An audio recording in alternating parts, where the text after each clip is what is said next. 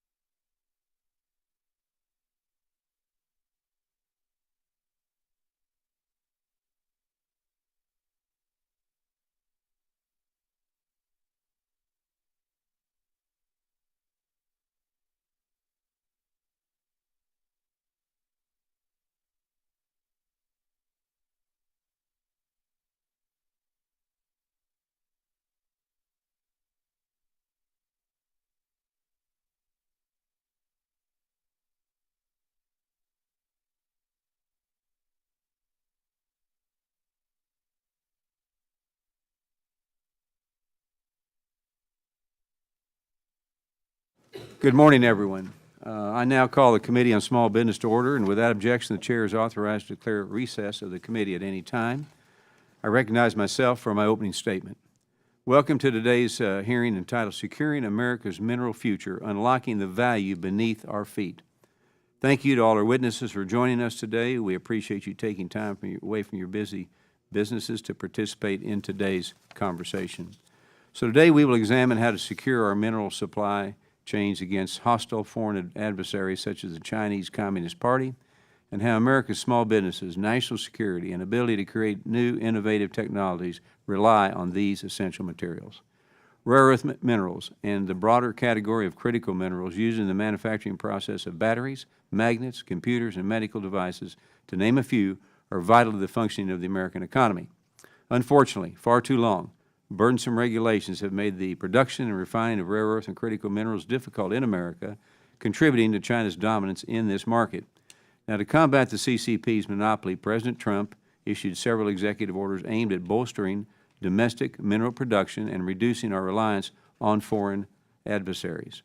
Currently, the Mountain Pass mine in California is the only active mine in the United States that extracts rare earth minerals. As a result, approximately 80% of the critical minerals used in America are supplied from foreign sources. The lack of domestic production undermines our national security and hinders small business innovation. Thankfully, the Trump administration is working to unleash American energy production, safeguarding national security, and allowing American small businesses to compete on a global stage. Small businesses are at the forefront of American innovation. The enhancement of the defense industry that provides our homeland relies on groundbreaking technology, often developed by small businesses that need rare earth minerals to produce. I want to thank our witnesses again for their contributions to end U.S. reliance on foreign rare earth elements and critical minerals. We look forward to your testimony. With that, I will yield to a distinguished ranking member today from the great state of Michigan, Ms. Skulton, for her opening remarks. Thank you so much, Mr. Chairman. Thank you to our incredible witnesses, and thank you for your patience. We had a very important caucus meeting this morning, kept me tied up. I am so grateful, Mr. Chairman, that we are holding this hearing this morning. Critical minerals are pivotal to our nation's clean energy transition and national security. On this, we agree. There is a lot of common ground. That is why I am so grateful that we're having this hearing. These minerals are an essential component of our smartphones, electric vehicles, and importantly, military hardware. Yet the supply chains for these 50 materials often run offshore and through the influence of our adversaries, most notably China, as you mentioned. That's why federal policy should redirect our critical mineral supply chains through our shores and not the shores of our allies, not our enemies. Every critical mineral is unique. Some, like aluminum, are relatively easy to extract and process into usable material. Others, like certain rare earth elements, are less concentrated in ore. Therefore, they require advanced, complex refinement methods that are developed by and accessible to only a handful of countries and companies. And crucially, some critical minerals just aren't deposited within U.S. territory, meaning they can't be mined here. The diversity of these materials, their properties, and extraction and refinement techniques means that the avenues to onshoring them must be equally diverse. It's a complex problem, and we need a complex solution to make these minerals accessible. In other words, Mr. Chairman, we can't only mine our way out of our critical mineral needs. The federal government must prioritize and maintain investments in recycling, waste recovery, friendshoring, and industrial policy if our nation is to reclaim control over our critical mineral supplies. In particular, I want to mention the invaluable boosts to domestic critical mineral sourcing, processing, component manufacturing found in the Infrastructure Investment and Jobs Act and the Inflation Reduction Act, two landmark pieces of legislation signed under the previous administration. Democrats stand ready to defend and expand upon the massive long-term investments the federal government has already made in this space. We want to make it better. I would also be remiss if I didn't highlight the downsides of mining when not done properly. When a new mine is opened, America gains another source of minerals, yes, but it often loses unique, pristine land that would have yielded far more economic activity and value through tourism, hunting, fishing, and other outdoor recreation business. In my family, we are avid outdoorsmen and women, year-round anglers. This matters deeply to us. Communities near mine often have to contend with new, large competitors for wastewater resources and pollution of what remains with mining waste and byproducts. Sometimes new mines even run roughshod over longstanding treaties and agreements with neighboring tribes. It's vital that we as federal policymakers consider the trade-offs of expanding mining and the harm it can pose to nearby towns, tribes, and small businesses. It's also important to remember that hard rock mining in America is not governed by an outdated law from the 1870s. You heard me right. Not the is governed by an outdated law from the 1870s. You heard me right. Not the 1970s, but the 1870s, nearly 150 years ago, long before the concepts of land preservation, environmental protection, and even consumer automobiles entered the mainstream. Before we consider any changes to mining regulation, we have to reform the underpinning mining law to further balance the interests of miners and other industries and make mining activities more sustainable for the environment to ensure that we can all continue to use these vital resources. Onshoring our critical mineral supply chain is a complicated issue, intertwined with many other topics and policy areas. But I have trust in this committee, our witnesses here today, and our shared commitment to making sure that the vast majority of these critical earth minerals are not sourced only through our competitor. I look forward to the hearing, Mr. Chairman, and I yield back. Lady yields back, and I will now introduce our witnesses. Our first witness here with us today is Aaron Dowd. Mr. Dowd is the Chief Executive Officer of Rare Earth Salts in Beatrice, Nebraska. Mr. Dowd has more than 2 decades of experience leading efforts at the intersection of global business strategy, government affairs, and national security. Mr. Dowd previously served as Chief of Staff in the U.S. Senate and supported high-level policy work at the Atlantic Council and Department of Energy. Mr. Dowd earned a master's degree in business administration from Duke, home of the Blue Devils, right, and University, and bachelor's degree in political science from Marquette University. Thank you for being with us today. We look forward to our conversation. Our next witness here with us today is Mr. Harvey Kaye. Mr. Kaye is the Executive Director of U.S. Critical Materials in Salt Lake City, Utah. Mr. Kaye has over 45 years' experience in finance, strategic planning, and executive leadership across both public and private companies. Mr. Kaye has served as founder, chairman, and now director of Zero Gravity Solutions, an agricultural biotechnology firm. Mr. Kaye also held various leadership roles at Latitude Solutions, a company specializing in water remediation and treatment. He received his bachelor's degree, a Bachelor's of Science in Marketing from Temple University. So we're glad you're here today and look forward to your testimony. Our next witness is Mr. Ken Mushinsky. Mr. Mushinsky is the President and Chief Executive Officer of Rare Element Resources in Sundance, Wyoming. Mr. Mushinsky has over 30 years of experience in corporate development, mergers and acquisitions, and regulatory navigation across the mining and nuclear energy sectors. Mr. Mushinsky previously served as Vice President of Corporate Planning and Acquisitions for General Atomics Technologies Corporation. Mr. Mushinsky earned a master's degree in Business Administration, Bachelor's of Science in Mechanical Engineering from San Diego State University, where the Aztecs are. And we appreciate you being here today. And I now recognize the ranking member, Ms. Schlaughton from Michigan, to briefly introduce our last witness. Thank you so much, Mr. Chairman. Dr. Laura Stoy is an environmental engineer and the founder and CEO of Rivalia Chemical, an Illinois startup developing a novel method to chemically recover rare earth elements from coal ash and other mining waste. Rivalia Chemical patented the process and has been working on commercializing it since 2022.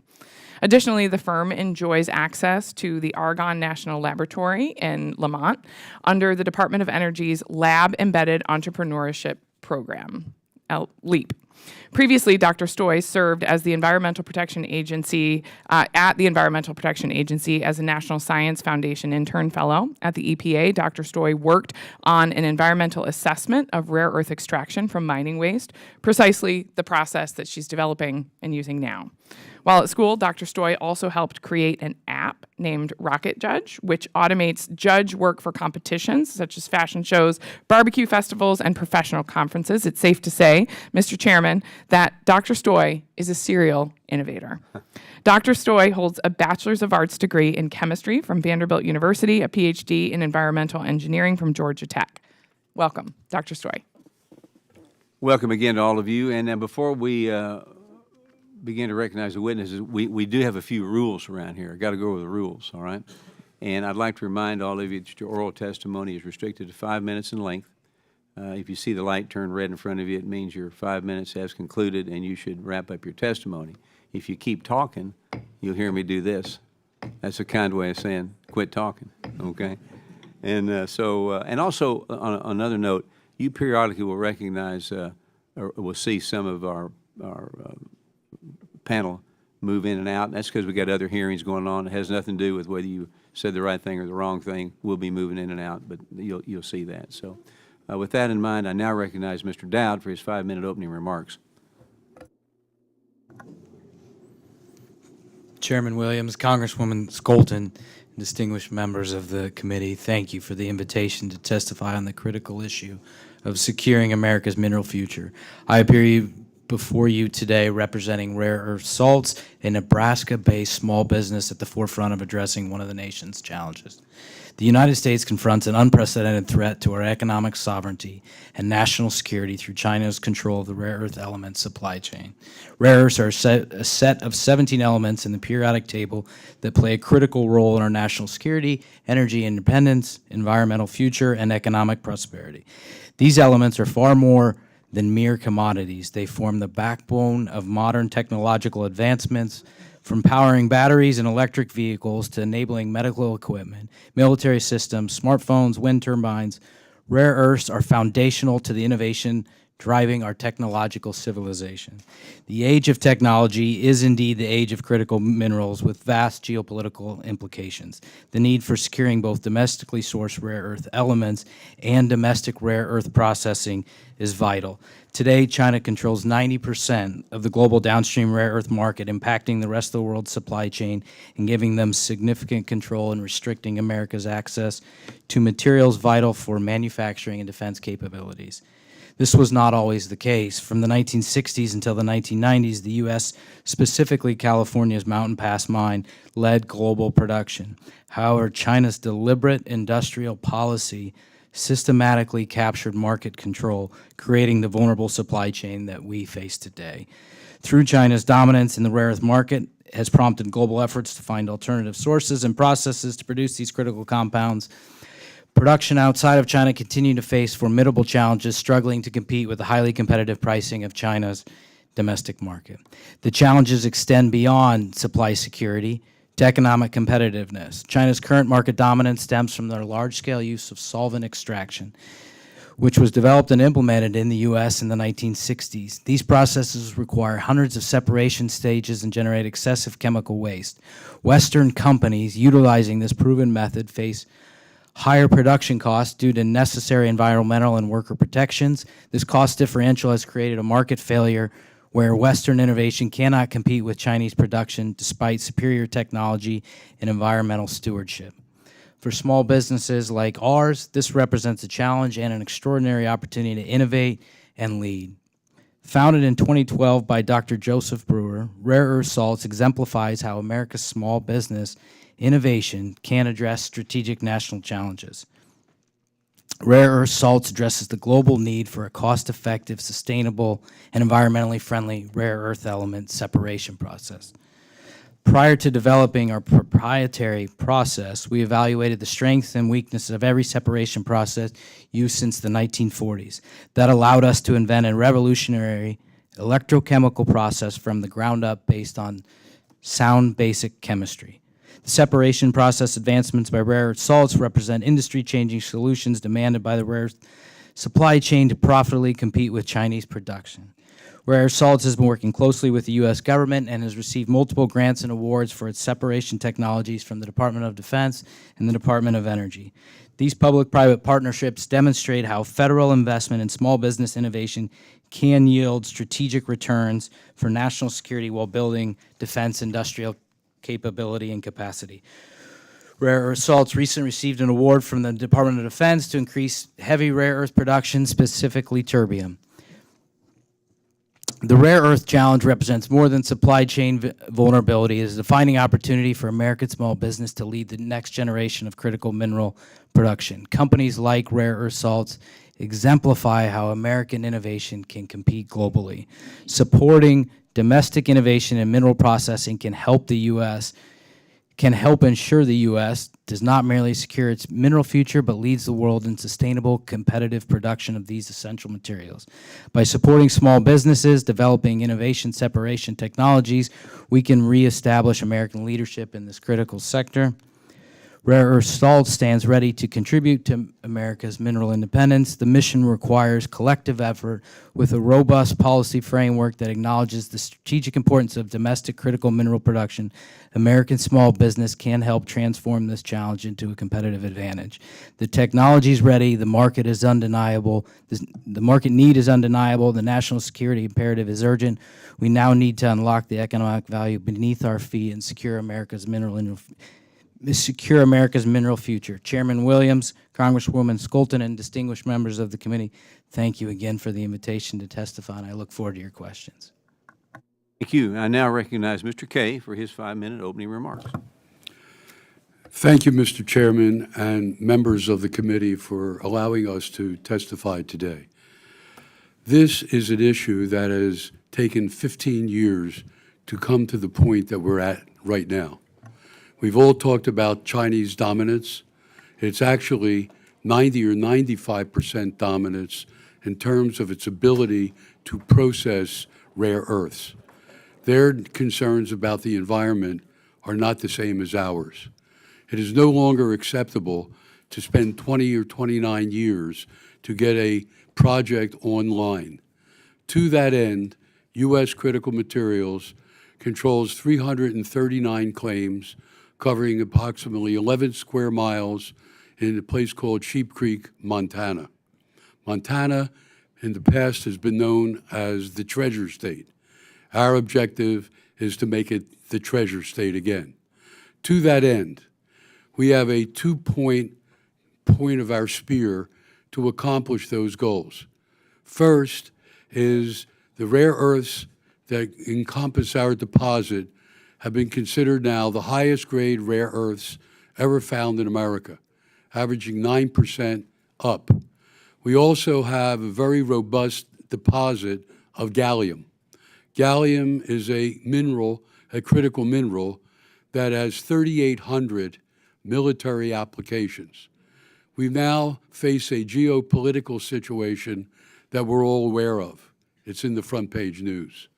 To that end, we've expanded a great amount of the critical minerals and rare earths required for missiles, for radar, for advanced aircraft, the F-47, etc. We cannot be dependent upon the Chinese to be our supply of these materials. Therefore, our focus, and the focus, I hope, of this committee, is to assist companies such as ourselves to accomplish those goals. What do we need to do that? We need help in accelerating permitting. Today, as the Congresswoman stated, there is regulations that we're dealing with since 1870. Okay, we've made an attempt to fix that through Fast 41. Okay, now it requires cutting the red tape, unchaining the American entrepreneurial spirit in order to accomplish the goals. We have it here. It should be found in America. We also have now entered into a venture with one of the prestigious American national labs called Idaho National Lab. Dr. Robert Fox is an acknowledged expert in the world of developing processes and technologies to process these kinds of minerals. We did a full court press with them, and at the end of a year, they have accomplished the goal of setting forth the flow diagrams and the methodology for a process that we call an electrochemical membrane reactor. It is environmentally conscious. It has the ability to process rare earths in an efficient environmental manner. To that end, therefore, we are working very hard to cooperate with the government. This committee can help us and the entire industry enormously. We need to do what we did with Sputnik. We need to do what we did with the Manhattan Project. This country can no longer have the Chinese knee on our neck. Therefore, as a group, we need to work together, government-private partnerships, and what is required. What is required is help in permitting. What is required is for us to establish a permanent market for the offtake so the Chinese can no longer utilize price manipulation to hurt our domestic marketplace. And we need to work together as a team in order to make the United States critically mineral, independent, and sovereign again. And so with that, I yield with 22 seconds left. You're going to go far in this company. Thank you for the testimony, and now recognize Mr. Mushinsky for his 5-minute opening remarks.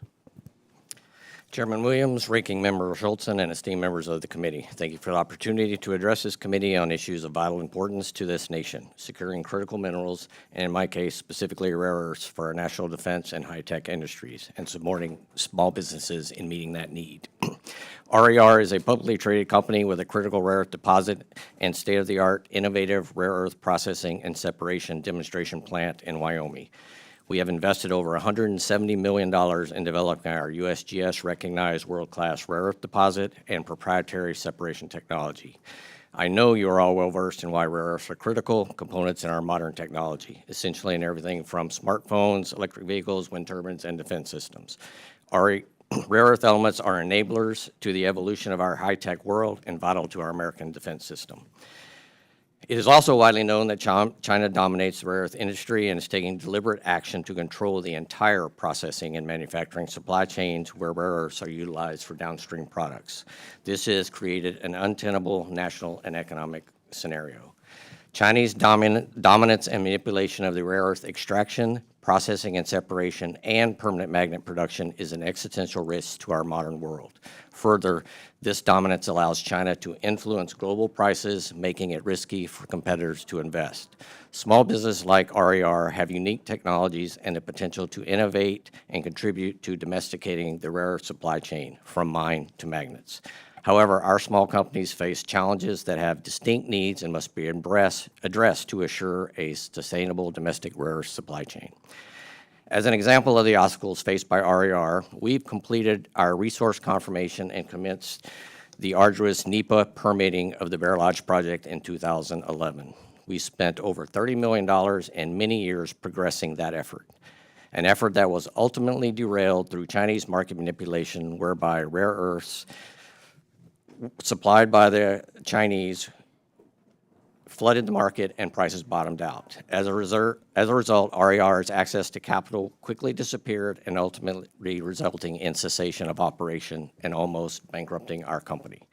Realizing we could not compete with predatory Chinese market dominance, RER, in conjunction with its now majority shareholder and affiliate of General Atomics, pivoted to proving our novel and proprietary rare element separation technology so that we and potentially other domestic rare earth companies would not be reliant on China to economically and efficiently separate the rare earth concentrates produced here in the United States. Our goal is to compete with China in rare earth production and also create a path for processing and separation that is economically and environmentally superior, adhering to all U.S. environmental regulations while supplanting the environmentally detrimental and costly steps in conventional Chinese technology. With that challenge in front of us, RER, with partial funding from the Department of Energy and the state of Wyoming, have constructed and will soon begin operating our over $66 million demonstration plant that is intended to prove our separation technology on an industrial scale.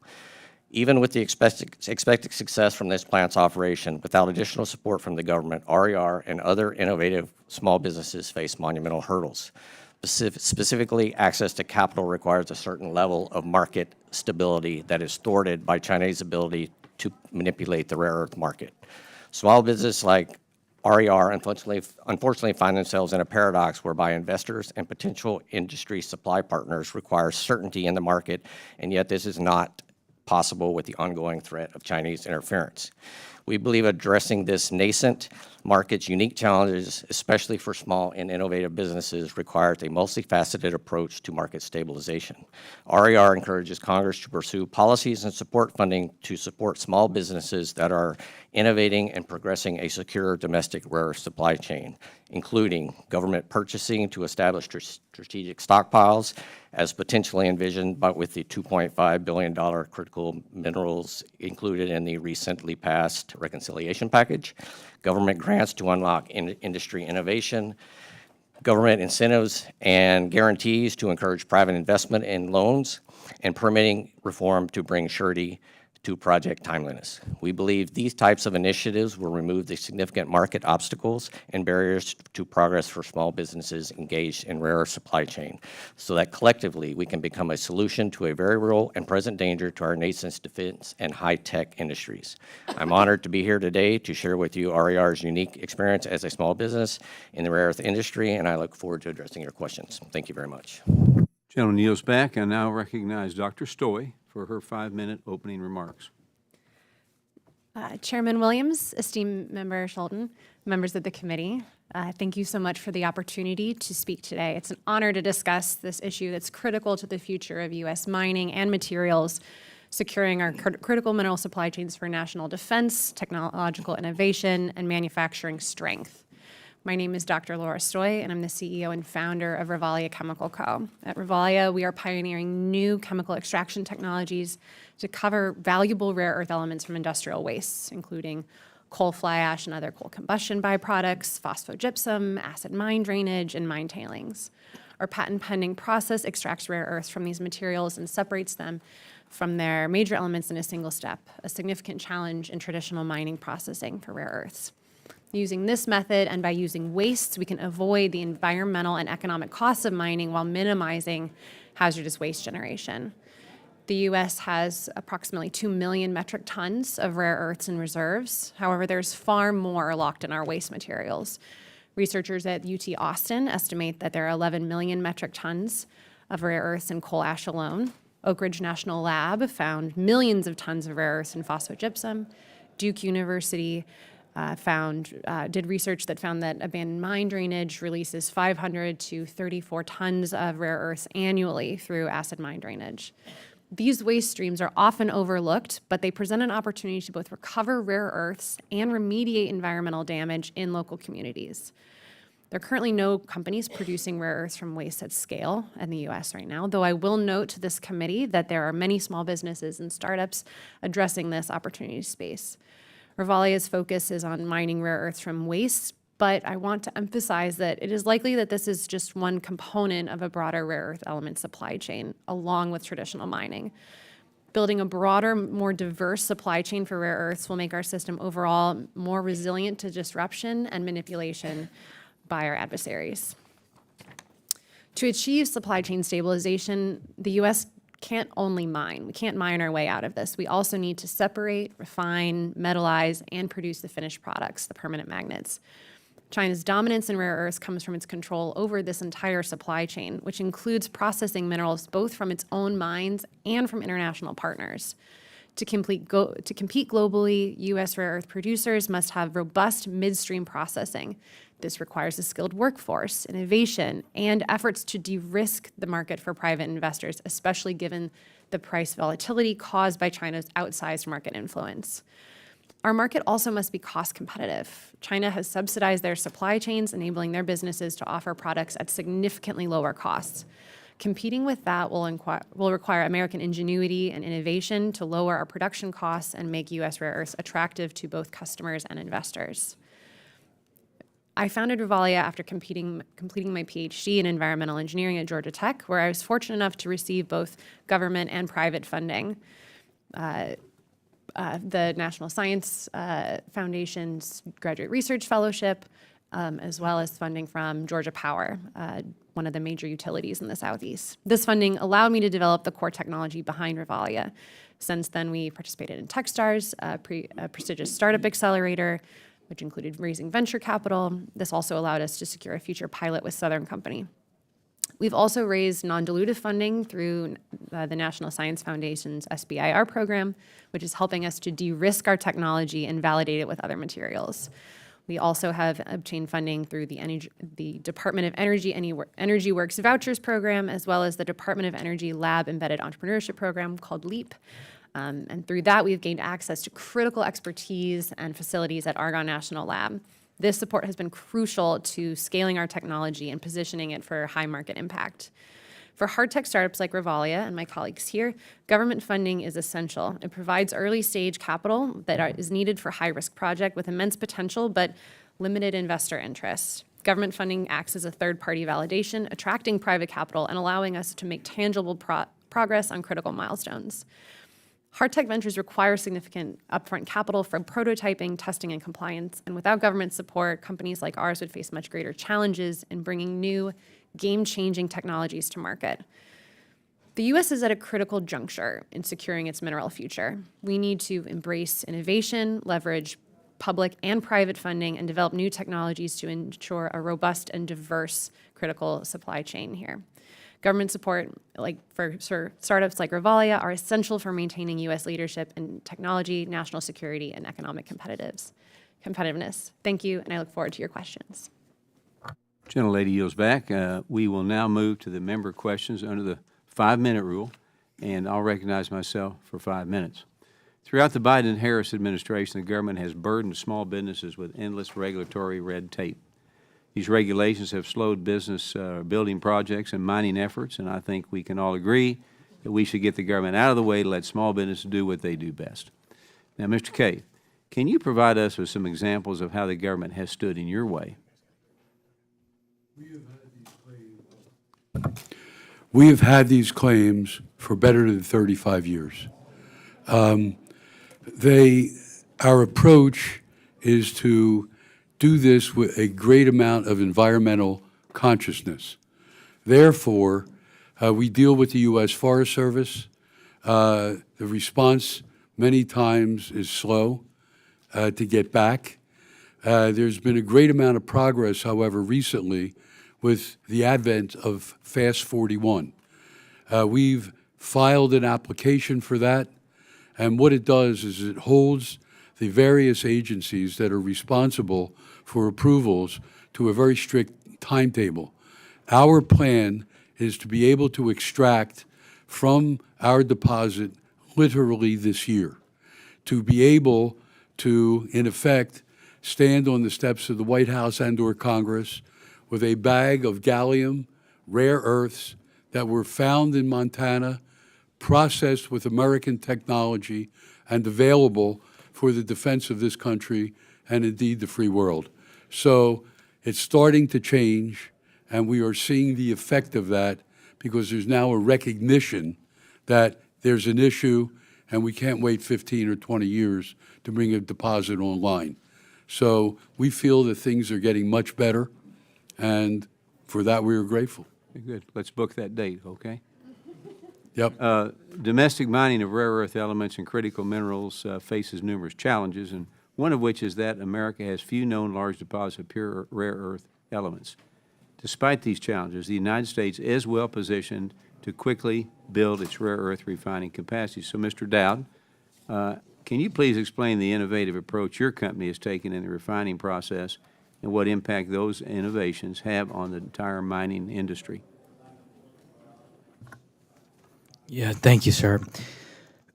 We believe the enormous demand for non-Chinese rare supply will only be met with the reimagining of innovative, non-traditional clean separation technologies. Our processes have significant advantage over existing separation technologies in an industry that has not seen much viable refining innovation in more than 3/4 of a century. Our technologies significantly reduce the costs of producing rare earths from concentrate, be it from recycled material, rare earth elements, specific mining operations, or as a byproduct of a mining operation. Our patented process at capital expenditure and operating expense are highly cost competitive versus traditional rare earths refining. Our processing time from concentrate to first finished products is days with very limited separation steps versus months and dozens of steps with solvent extraction. Rare earth salts provides immediate opportunity to reestablish domestic commercial production. The capability of our technologies have been thoroughly validated. Okay, thank you. And now, quickly in the time I've got left, rare earth mining and extraction is heavily regulated industries we've talked about today. While rare earth mines must comply with a substantial number of regulations intended for traditional mines, rare earth mines also must navigate Nuclear Regulatory Commission requirements. So, Mr. Mushinsky, how's your business dealing with this complicated web of regulations? How can it be simplified? Thank you, Mr. Chairman. We do have a NRC possession license because as with most RER ore, it does have some naturally occurring thorium and uranium in it.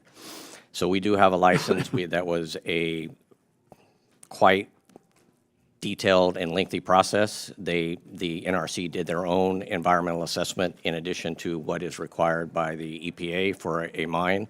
It was costly, expensive, and took a significant amount of time. We do have that license. That license is valid through 2027.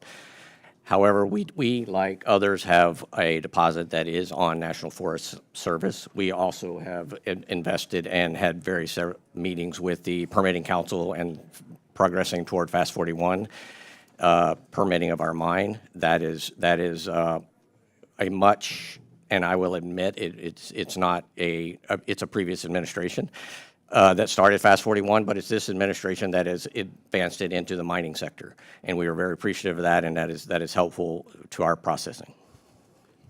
Gentleman yields back. I now recognize the ranking member for her 5 minutes of questioning. Thank you, Mr. Chairman. Dr. Stoy, I'm wondering if you could just start out and elaborate on the recovery process Rivalia is developing. Talk to us about how you're getting these minerals out of waste.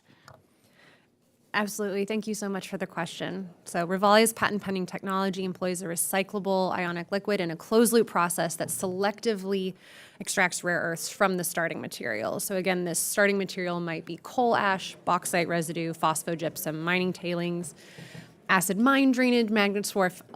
Really any rare earth element-rich waste is in our realm. So we have some physical separation processes optimized to isolate higher rare earth element containing fractions within the original material. This helps improve our downstream efficiency, and depending on the material, we also might have some chemical pretreatment steps, but our core innovation is that our method both extracts the rare earths from the starting material and does the separation from the bulk in one single step. We do this using proprietary chemistry to selectively bind with the rare earths while leaving most of the elements behind. This approach achieves higher selectivity than conventional acid leaching methods, reducing chemical consumption and waste generation. Following extraction, the chemicals are recovered and recycled through the system so they're ready for reuse. while the residuals are conditioned for beneficial use applications. We generate 2 valuable rare earth element product streams, scandium oxide product, which is a valuable rare earth used in solid oxide fuel cells, high-performance aluminum alloys, and specialized lighting applications. Second, we produce a mixed rare earth element concentrate containing multiple elements, including neodymium, cerium, lanthanum, terbium, europium, yttrium. All of these have significant roles in different applications that we've talked about already. Thank you. For my second question, and sticking with you, Dr. Stoy, how much of the rare earth in existing products currently are we recycling? Thank you for the question. To my knowledge, there is very limited of recycling of rare earths in the U.S. I don't know of any companies doing this at scale right now. For some products, it is fundamentally challenging to extract rare earths from them. Consider consumer electronics. Your cell phone, your laptop is not designed to easily pull the rare earth elements out. You also have to collect them from the consumers, and that's not trivial. This is the same for EV motors. Permanent magnets in the motors, we'll need to recover those. Industrial waste don't have that kind of spatial distribution issue. In that ways, they're almost more like a mine. But there's no one really recycling rare earths at this time. So as a follow-up to that, can you describe the potential for recycling to add to the rare earths supply that we have here? Yeah, absolutely. And be as specific as you can. I know it's not currently being done, so it's hard to sort of get into specifics. But in terms of percentages, yeah, there's a lot of potential here. It is hard to quantify and be forward-looking here. There's a researcher at Ames National Lab in Iowa, Dr. Kenneth Nibedem, and one of the things he suggested was in the next 10 years, more than 25% of the demand for rare earths could come from recycling efforts. okay, It's a significant very good. I agree with your comments about the pressing nature of this problem requiring a bit of an all of the above approach, traditional mining as well as recycling. How would you characterize added returns created by new mines individually, but as well as opposed to recycling, or in contrast to recycling? Yeah, I think all of the above is really the answer here. Right now we have one active mine. Would it be helpful if we had more? I can imagine so, but it's hard to say, right? Is 5 new mines is the right answer? 50, 500? At a certain point, we do reach diminishing returns. Frankly, what all of these mines do really need is refining. And I know some of my colleagues here are talking about integrating that into their processes. And that midstream of refining, in my opinion, is much more important and a higher priority than opening a new mine. Because if we don't have that refining capacity, we are sending our concentrate abroad for refining. And 99% of the time that's going to be in China. We won't have, we could have dozens of mines, but if we're still sending the concentrate abroad, we haven't solved the problem. Yeah. Okay, thank you. Very enlightening. I yield back. Gentlelady yields back. I now recognize Mr. Stauber from the great state of Minnesota for 5 minutes. Thank you very much, Mr. Chair. The development of America's abundant resources of critical and rare earth minerals is of deep importance to me and my district. The Minnesota's 8th Congressional District holds the biggest untapped copper-nickel find in the world. The previous administration banned 224,000 acres of it and took 2 leases away from a mining company that they had since 1966. Just last week, Talon Metals in Tamarack, Minnesota, brought an exploratory drill section, 28% nickel, the highest in the world. I don't know if you all knew that.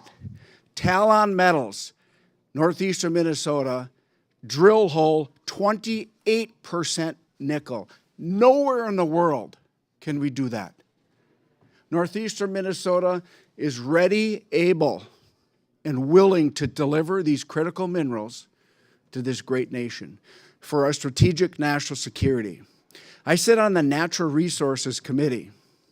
There was a Democrat witness when we were talking about mining. I said to her, you say it's too wet in Minnesota. to mine. It's too dry in Arizona to mine. Where would you like us to mine? And her answer, she said it out loud, nowhere. We have an anti-mining political agenda in this nation that is crippling our security, our strategic national security. Northeastern Minnesota mines the iron ore that makes 82% of this nation's steel, that helped us win 2 world wars. And we continuously have to battle for these good union jobs in this town. The prior administration was the most anti-mining administration in the history of this country. We will follow all environmental and labor standards, allow us to do so. And when we do that, we will bring the economic engine to our communities. We will bring good-paying jobs to the Iron Range of northern Minnesota, which jobs start at $90,000 a year without overtime, health benefits, etc. The median household income for the district that I represent is under $74,000. One mining job can make up for that. This is how important domestic mining is to our nation, to our strategic national security, to our economy. And ma'am, you are right. Recycling is part of it. That is all. It is part of the concern. And bring it on. But the demand is so much more right now. There's 17 rare earth minerals, right? China just stopped selling 6 of their critical and rare earth minerals to the world. 15 of the 19 industrial mines in the Congo are owned by the Chinese Communist Party, who use child slave labor. We can't accept that anymore. We should never enter into a memorandum of understanding with the communist country of China for our rare earths. Never. Yet the past administration did. We have the opportunity to mine in this country. We can mine in Minnesota, we can mine in Alaska, we can mine in Utah, we can mine in Nevada, we can mine in California, we can mine in Washington, we can mine in Pennsylvania. And the list goes on and on. We have to have the political will to do it. It will be an economic boom for our communities, the jobs. What an opportunity we have. Let's not miss it. And it starts with all of us understanding the importance of mining and the value that it can bring to our economy and our strategic national security. The state of Minnesota and northeastern Minnesota, I want you to understand, the Iron Range and the Duluth complex, which is the copper, nickel, and cobalt, we have the opportunity to bring it to the nation. I'm so proud of each and every one of you here to talk about this opportunity. Mr. Chair, we cannot miss this opportunity. Our nation is depending on it. Our small businesses are depending on it. Our strategic national security is depending on it. And our communities and our miners need it. And I yield back. Gentleman yields back. I now recognize Ms. McIver from the great state of New Jersey for 5 minutes. Thank you. Thank you, Mr. Chairman, and thank you to our ranking member for convening this hearing today. I want to thank each witness for being here today with us. Critical minerals are the foundation of our national security and economic resilience, and we must ensure that Congress supports the responsible development, processing, and reuse of these essential resources. Small businesses, from clean technology startups to equipment manufacturers to recycling innovators, are the engine of American creativity. They must be at the center of any national critical mineral strategy. That means leveling the playing field, ensuring fair access to capital, and providing consistent federal support to help them compete with larger and often state-subsidized global players. We must continue to build on the historic investments made through the bipartisan infrastructure law and the Inflation Reduction Act, not roll them back. These programs support responsible development, promote environmental innovation, and empower the small businesses driving the next generation of American innovation. America's energy future, security, and economic leadership depend on it. I have 2 questions, and these are both for Dr. Stoy. Some of my colleagues from across the aisle argued that repealing clean energy investments made under the Bipartisan Infrastructure Law and Inflation Reduction Act will save money for our nation and its small business owners. Can you speak about how repealing the investments made under these laws will cost us in the critical minerals industry? Absolutely. Thank you so much for the question. I will say I'm not an expert on the Inflation Reduction Act, but my understanding is that, as we seek to build out the entire supply chain in the U.S., as we seek to, bolster manufacturing, we need to have incentives all the way down the line, especially given that we're dealing with a non-market player. The IRA includes many provisions that help bolster that, and if we cripple the end of the process by removing consumer incentives, we are terminating the line, and ultimately what that means is that our products will not end up being sold in the U.S., they won't end up being refined in the U.S., they will go abroad. Thank you for that. Given how far behind we already are in securing critical mineral supply chains, wouldn't further funding rollbacks be a national security risk, in your opinion? Yes, I would agree with that. Thank you. With that, I yield back. Gentlelady yields back. I now recognize myself for 5 minutes. Folks, we've got a very serious discussion here. I think Mr. Kaye brought that out very well initially, and it's certainly being repeated over and over. So we got to figure out what we can do about it. Something tells me you all have some good ideas and perhaps a written plan, white paper, on not just what we need to do over the next 10 years, but even over the next 2 or 3, immediately, right? We have one mining company of rare earths elements in the United States, MP in Southern California, one processing refinery, I believe owned by MP. Now, China provides 70% of the world's rare earths.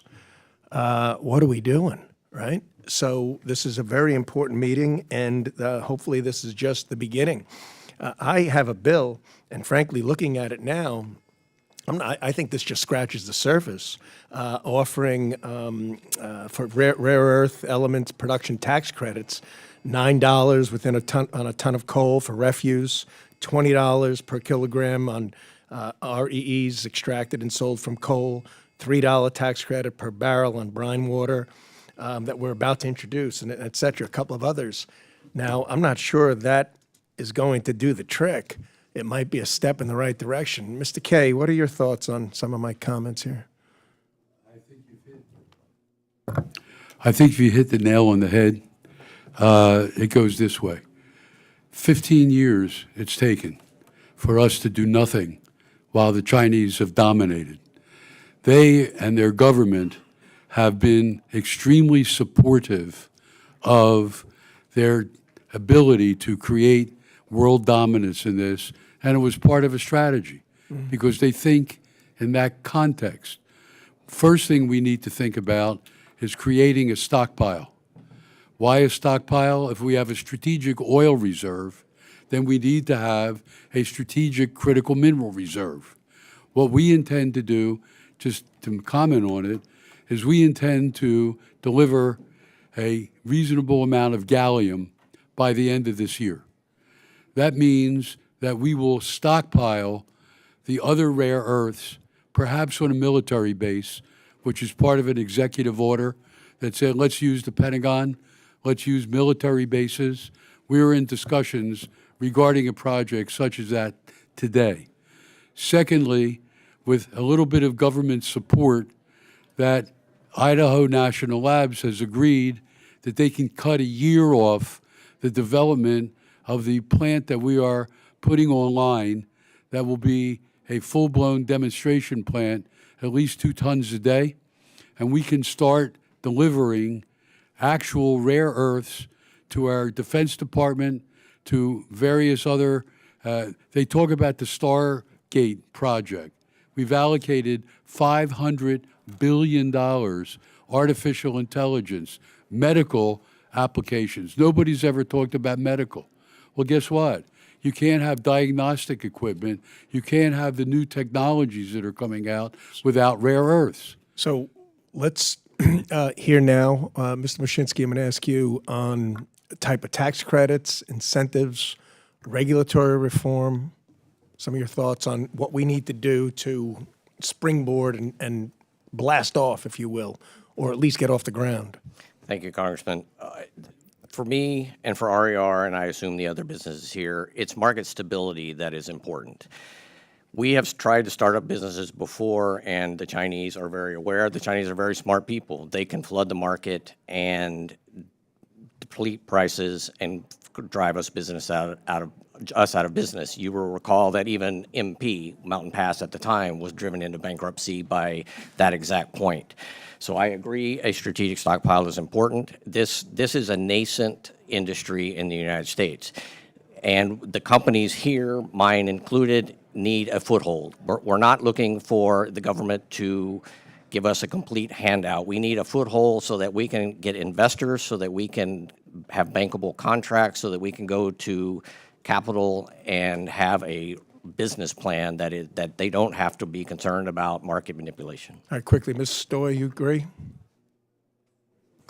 Yes, absolutely. The thing that I talk to when I talk to investors is they say, well, what about China? What about the market? For me to deliver a 5-year financial plan, I need to have pricing information. And we have an opaque market with non-market players on non-exchange traded metals.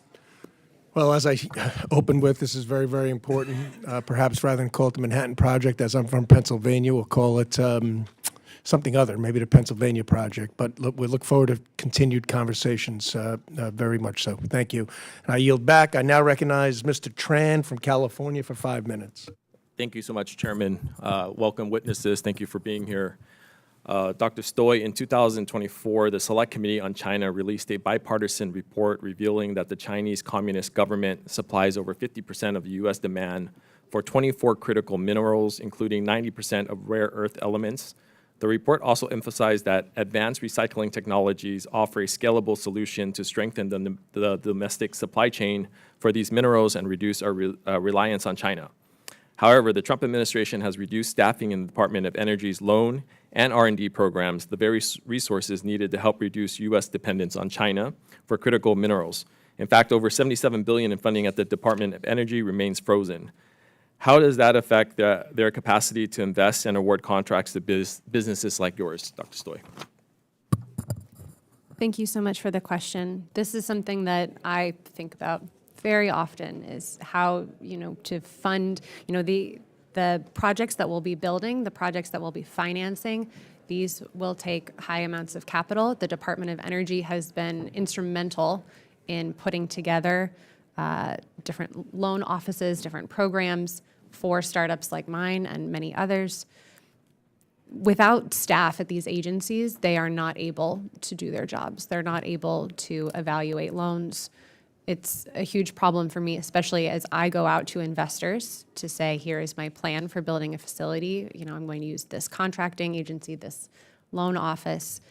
If they're not considered reliable, then my plan is no longer reliable. Thank you.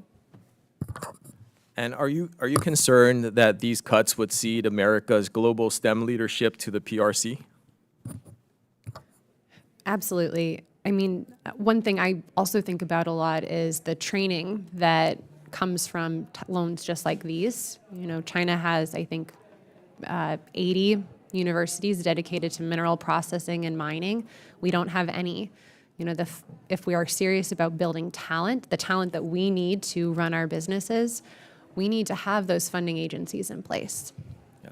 Thank you. In fact, the President Trump's proposed cutting of the National Science Foundation staff by half and reducing its grants awards, which would threaten the agency's ability to fund critical R&D nationwide and further advantage the PRC's technological competition with the U.S.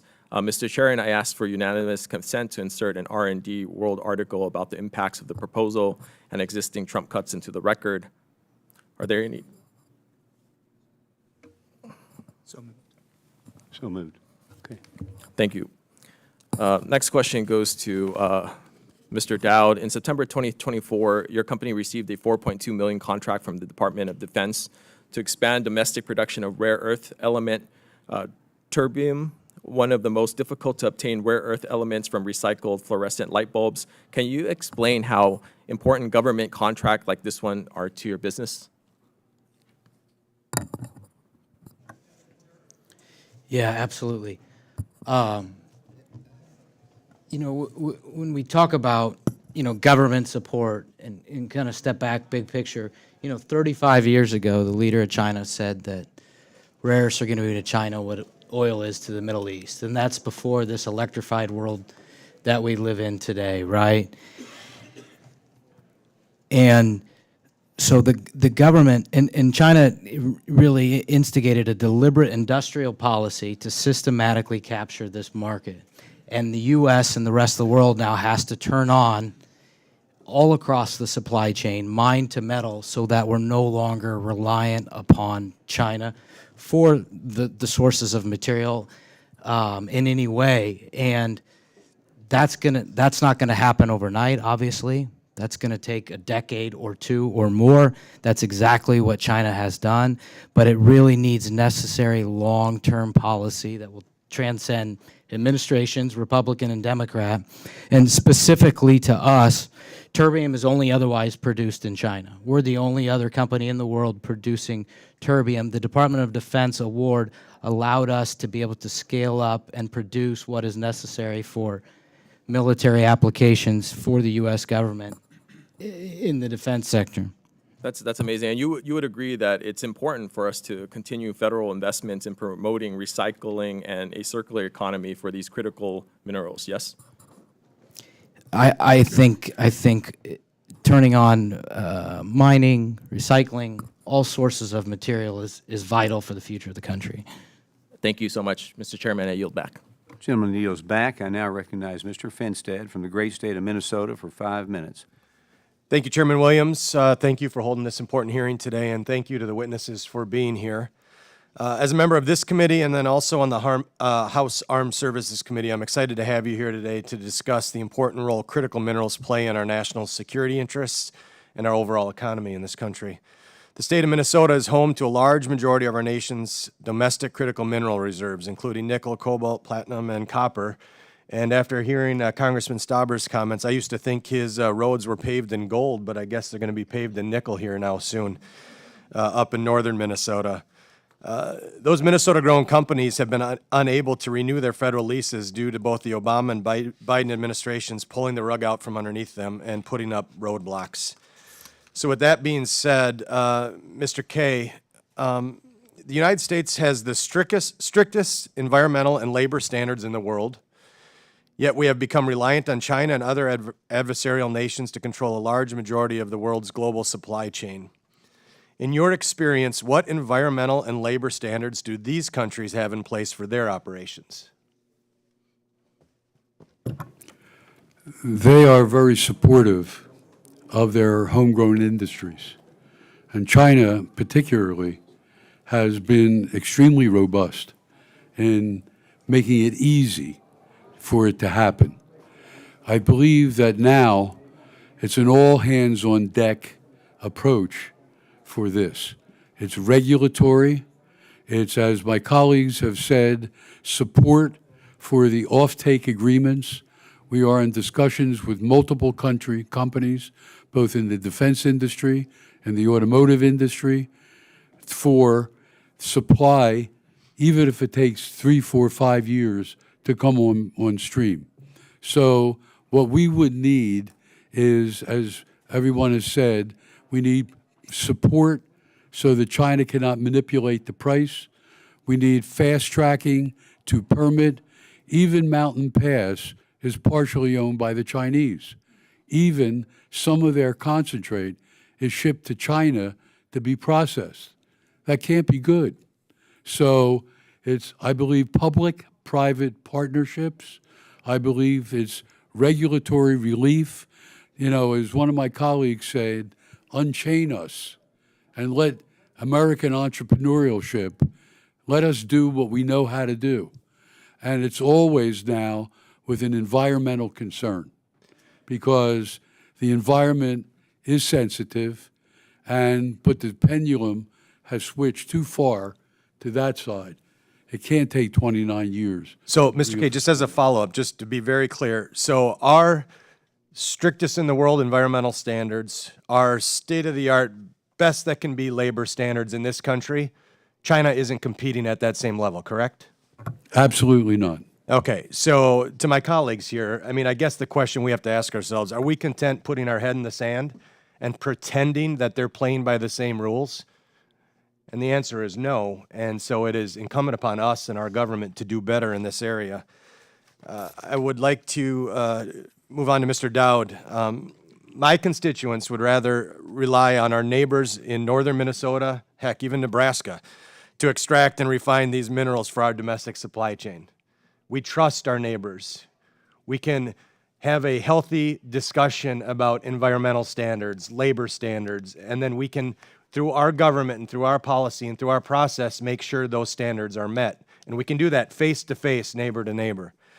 Given your experience operating and innovating in this space, what are the biggest challenges preventing American companies right now from leading the world in critical mineral development? And a lot of times we in this committee, people will come and say, well, it's the regulations, or it's this, or it's that. If you were to leave here today and say, I got this off my chest, here's the 4 or 5 things that this committee and this Congress can help us do, what is it?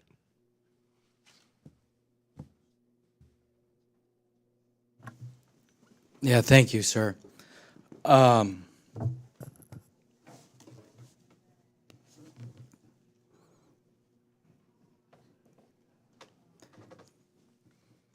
It's as I said earlier, China 35 years ago said that rare earths are to China what oil is to the Middle East, and that's before this electrified world we live in today. We're literally in the infancy of this industry. It was referenced perhaps a Rockefeller moment where this is oil 100 years ago. I think that's absolutely to be true. China controls this industry, one, because they made it a deliberate policy, but two, the Chinese government subsidizes the industry. So there's no ability for this country to be able to compete on level ground if not our government is not also part of that equation. My time is up here. I would just say this. We are ripe for critical minerals permitting reform 2.0 in our country. Let's reimagine the next 50 years and not try to fix broken policies of the last 100. I yield back. Gentleman yields back. I now recognize Mr. Mushinski from the great state of Maryland for 5 minutes. Thank you very much, Mr. Chairman. Thank you to our witnesses for joining us today. I appreciate the opportunity to discuss America's economic and technological growth alongside the need for a stable supply of critical minerals. In addition to my service here, I'm honored to serve on the House Foreign Affairs Committee and in the Africa Subcommittee in particular, where we have recently also discussed the need to support Africa's critical mineral sector as a driver for economic growth. We know that this conversation must also include conversations about support for families, children, and local communities. These are groups that are often exploited through forced labor and small-scale informal mines across the continent, often in deadly work environments. So I'm concerned both about the action of this administration working to dismantle the National Institute of Occupational Health and Safety in terms of our own safety in that work here in America. I also know that we're currently facing a fairly chaotic landscape from a president who has unilaterally enacted tariffs on nearly every import from every country. These tariffs affect 35 of the 50 critical minerals that we discussed today, which raises prices for American businesses and consumers and causes higher prices for mining and for refinery equipment. The reality is that this is an important conversation, but we cannot only mine our way out for reliable and ethical critical mineral supply chain. So I look forward to working with all of you in the years ahead, as well as my colleagues on this critical issue, while doing so not backtracking on issues like workers' rights and protections, and removing some of the barriers to our success. To that point, I have 2 quick questions. One is on tariffs and one is on grants. I'll start with you, Dr. Stoy. According to the U.S. Geological Service, the U.S. has little to no reserves for many critical materials. So obviously, as we discussed, we're trading to acquire them. Can you talk a little bit about how tariffs affect our ability to buy them from abroad? Absolutely. Thank you so much for the question. I am not an expert on tariffs. I'm not an economist, But what I can say is that when I look for investors, when mining companies globally look for investors, investors are looking for stable markets. They are looking for stable capital. Refiners, that I think personally is the most important thing right now, beyond just mining. To build up these facilities, we need stable markets, and tariffs, I think, pose issues to that. Consistent pricing is important. We've talked about a lot of different levers that the government can use here. Stockpiles, ensuring price floors. There's different things we can use here, but all of them can be negatively impacted by tariffs. I appreciate that, and I want to make sure I have it right. As a fellow ski, is it Mr. Mushinsky? Mushinsky. Olszewski Mushinsky. We got it. Okay. I appreciated your testimony and your calls for unlocking grants for commercialization efforts. I think that is critically important as one way to increase capital access for this work. So I just want to, I guess, pose to you, would you be concerned if very large grant makers, in particular, I'm thinking about the federal government, right? If we froze our grants and other funding sources, that certainly would be a challenge to that and would erase some of the capital landscape. Is that a fair assessment? Of course. Yeah. And so, yeah, just to that point, to my colleagues, I mean, we are seeing a lot of the dismantling of these kinds of programs, not just in this space, but across the government. And I think we want to try to work with our partners across the aisle to find ways that here and in other spaces that I think the federal government actually does have a key role to play in spurring innovation, safety, and success in the private sector. And so, again, I want to just thank our witnesses today, Mr. Chairman, for their insights and their wisdom. Look forward to working with them and you and our colleagues in the years ahead. And with that, I'll yield back. Gentleman yields back. I now recognize Mr. Bresnahan from the great state of Pennsylvania for 5 minutes. Thank you, Mr. Chairman, and to the ranking member for holding today's hearing, and especially to the witnesses for taking time out to come and testify today. Securing our supply chains for rare earth minerals and other critical resources is not just an economic priority, it's a matter of national security. These materials are essential components in a wide range of technologies, from smartphones to electric vehicles and advanced defense systems. Yet, despite their importance, the United States has fallen behind over other nations, particularly China, in both the mining and refining of these vital resources. China's dominant position in these supply chains have given them significant leverage on the global stage, leverage that can threaten our economic competitiveness and our security. To address this challenge, we must bring about common sense permitting reform that allows us to responsibly develop these resources here at home. My district lies within the Marcellus Shale region in Pennsylvania. Fracking has been a key driver of our country's energy dominance and Pennsylvania's economic growth for the last 20 years. But fracking can potentially deliver more than just oil and gas. Recent studies by the National Energy Technology Laboratory have found that the water used in fracking can unlock up to 1,160 metric tons of lithium. That's almost 40% of the current demand for lithium, which is 3,000 metric tons per year. This is comparable to the lithium produced in the brine ponds in Chile, the world's second largest lithium producer. In Wayne County, in my district, there is roughly $1 billion of natural gas deposits that we cannot tap into because of governors in Pennsylvania, New York, New Jersey, and Delaware have banned it based on some science and under pressure from some environmental activists. If our country is going to reduce emissions and have a cleaner grid, we need these rare earth minerals like lithium to achieve these goals. Sadly, the prior administration stifled their own green energy goals with overregulation by trying to ban natural gas exports, trying to ban fracking, the IRA's methane tax, and use of ESG's metrics and investments, and not approving pipelines quickly enough. Instead of American energy powered by clean American fuel sources and rare earth minerals processed under the American environmental standards, we have been forced to rely on Chinese imports, which are produced under horrendous environments and labor conditions. Our goal must be to provide essential raw materials that fuel our economy, support our national defense, and power the innovative technologies of tomorrow. We can, we must, and uphold our commitment to environmental stewardship while advancing economic growth. The false choice between economic progress and protecting our environment has held us back far too long. With that, I'm going to start with my first question to Mr. Dowd. I want to echo on Mr. Finstad's questions a little bit earlier. If you can point to just one specific action that Congress can deploy to help us in the progress? Would it be towards workforce development? Would it be permitting? Would it be regulation? What if you can point to just one thing? And you had mentioned China in the prior answer, but is there anything else beyond China that we can be of assistance with?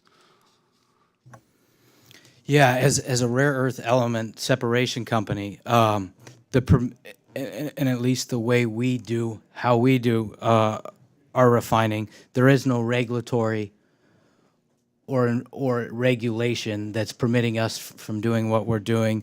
The workforce is really not a challenge where we are, fortunately. I would say the big thing is continuing, as the government has through the Department of Defense, Department of Energy, funding companies like us to boost the defense industrial base to have the capability and the capacity in this country to compete with China. What do you mean funding? How is that through grant processes? Is that through R&D? What kind of funding do you reference? Yeah, sure. Our company has received a handful of grants and awards over the last handful of years, which have really furthered us to where we are today.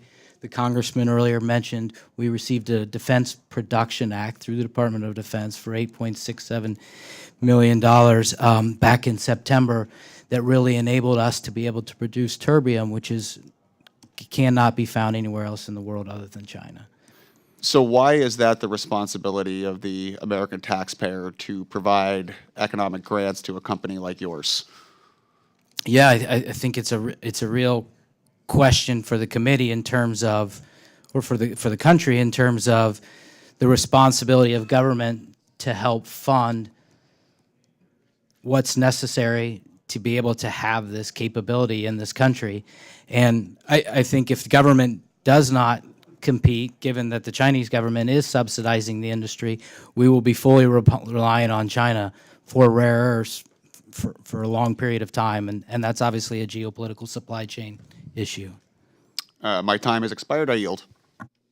Gentleman yields back. I now recognize Ms. Goodlander from the great state of New Hampshire for 5 minutes. Thank you, Mr. Chairman, and thank you to our witnesses for being here today for this important hearing. You've each testified that the rare earth challenge is a really critical one to our national security. Our supply chain vulnerability is core to addressing to keep our country safe, but it's also an extraordinary opportunity that small businesses across our country are seizing, and I'm seeing it all across my home state of New Hampshire. What I'd say is our hearing today, the title of the hearing today, I noticed, Securing America's Mineral Future, Unlocking the Economic Value Beneath Our Feet. The economic value, I think, is more than just beneath our feet, and I saw this firsthand in visiting an extraordinary service-disabled, veteran-owned small business in the Monadnock region of my state that more than 6 years ago predicted that we would have a germanium crisis in this country. Germanium is used, as many of you know, in high-speed computer chips, plastics, and a wide range of military applications, from night vision devices to satellite imagery sensors. My constituents started a company. They self-funded the research and development costs of a cost-effective, eco-friendly germanium recycling effort, and they began production. They've encountered a lot of challenges in getting the support that they need for small businesses to actually tackle this. And I wanted to ask you, Mr. Dowd, can you speak to your experience? I also serve on the Armed Services Committee, and knock on wood, we're going to have a National Defense Authorization Act this year, where we have an opportunity to really take a look at ways in which we can improve the way that the Department of Defense does business with small businesses in our country. Can you speak to your experience contracting with the Department of Defense and what challenges you encountered?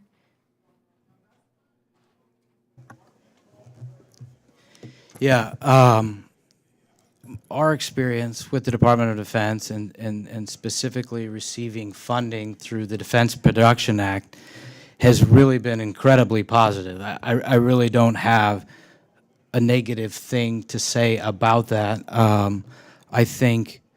Really?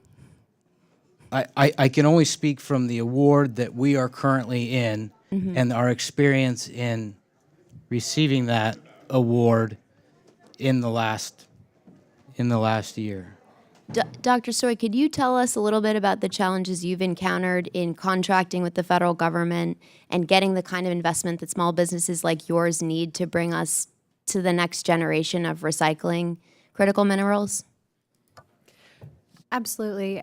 My experience has largely been very positive in applying for funding. I will say there have been a handful of Department of Energy grants that required really an extensive amount of paperwork for small businesses to apply.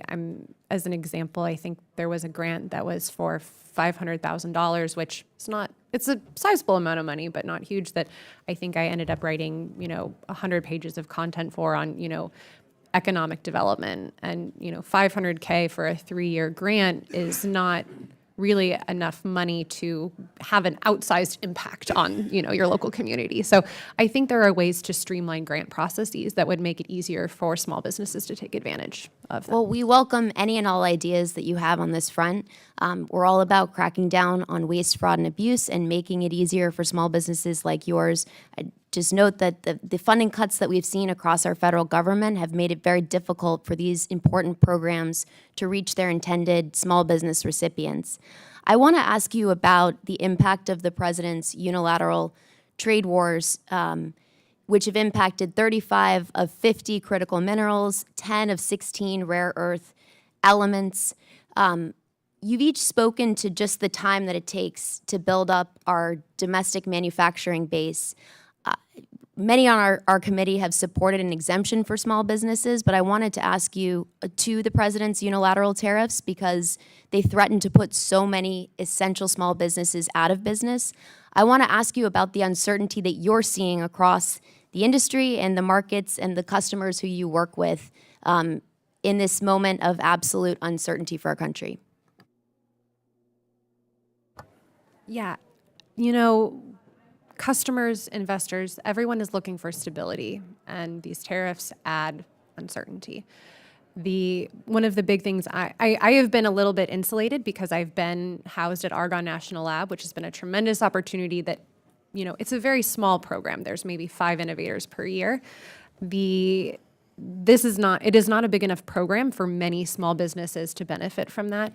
If they have to buy their own equipment, I'm deeply impressed that someone from your state was able to self-fund a recycling project. So I think that is something that we need to work on, is adding that stability. Thank you. I yield back. Gentlelady yields back. I now recognize Mr. Downing from the great state of Montana for 5 minutes. Thank you, Mr. Chair, and thank you to the witnesses. I come from Montana, the treasure state. If you want it, we can probably grow it or mine it or produce it. So we're blessed with incredible reserves in critical minerals. So I'm going to start in my backyard with Mr. Kaye. You're on the front lines of critical minerals discovery and extraction in Montana. Your company, U.S. Critical Materials, is set to develop the Sheep Creek site in Rivalia County into a major producer of rare earth elements. In your testimony, you note the remarkable nature of the mineral concentrations at the Sheep Creek site. Can you explain to us more about the unique abundance of rare earth elements at the site? Thank you for your question. We have concentrations that range about 9% and in some cases higher. That means as a comparative to Mountain Pass, they average about 5%. It literally, as confirmed by Activation Labs, the blue chip lab for evaluating purity of the product, and Idaho National Labs, who did extensive work in our ore, which, by the way, is very low in thorium and very high in grade.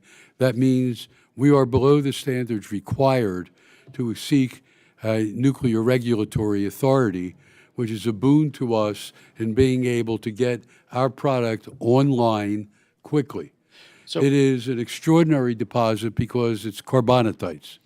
And carbonatites, geologically, 150 million years ago, have come up from the earth, have penetrated through dikes and fissures, and have extended above the surface. Within just 3 adits, which are horizontal tunnels that have been drilled into the side of the mountain 35 years ago, there are 62 carbonatites, We've sampled them all. They all show mineralization down at depth, and there is a theory going right now that we're working to prove this summer that there is a continuous source that lies below. So, Mr. Kaye, just in the interest of time, the critical, and I appreciate that, the critical minerals mined at Sheep Creek how do they support the manufacturing of technologies critical to national security? The answer to that is samarium, which is not found in the United States. We have an abundant supply. Gallium, which, as mentioned earlier, has 3,800 military uses. The Chinese have banned it to export about a year ago. We have 180 to 380 parts per million. We are working with Idaho National Labs now. We expect that we will be able to extract gallium and be able to present it for the use of this country within this year. So on that note, how are small businesses uniquely positioned to initiate American critical mineral independence from China? We have the entrepreneurial spirit that has grown this country. We are entrepreneurs. We understand risk reward, and we have the attitude of it has to happen, we will make it happen, and with the support of the regulatory authorities, state government, and the like, it will occur. Thank you, sir. In my district, we've experienced firsthand the difficulties of competing with mineral dumping by foreign adversaries. The Sibanye-Stillwater mine in Stillwater County is the United States' only platinum and palladium mine. Unfortunately, Russia's dumping of cheap minerals into the international market forced the Sibanye-Stillwater owners of the mine to scale back its operations and lay off 700 workers at the end of last year. I'm going to move to Mr. Mushinsky. In your testimony, you outline how your company, Rare Element Resources, experienced similar hardships from Chinese dumping. Can you elaborate on to what degree you believe this dumping effort by Chinese producers was coordinated and deliberate? I think it was 100% coordinated and 100% deliberate. If you go back to the 2016 timeframe when there were restrictions on, I'm sorry, it may not be before 2016, the Chinese deliberately put restrictions on exports of rare earths. That spiked the price, as with any mining business. When the price goes up, the exploration goes up, the technology goes up, and it's a continuous curve. The mining companies, Mountain Pass at the time, took off. Their stock went over $100 a share.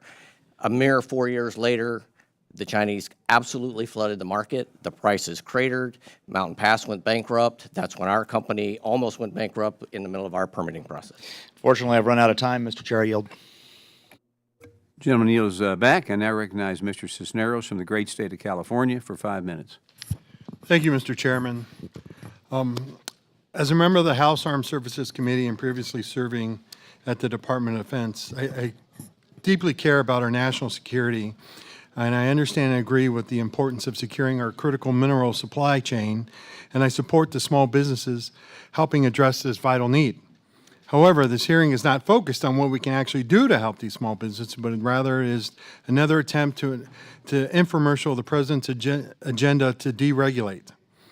The House Natural Resource Committee already had a hearing on domestic mining for U.S. national security on February 6th. The House Energy and Commerce Committee already had a hearing on enhancing our critical mineral supply chains on May 21st. If we want to stretch the bounds of the House Small Business Committee to also talk about critical minerals, let's talk about federal funding opportunities like the small business research grants that help companies like Rivalia.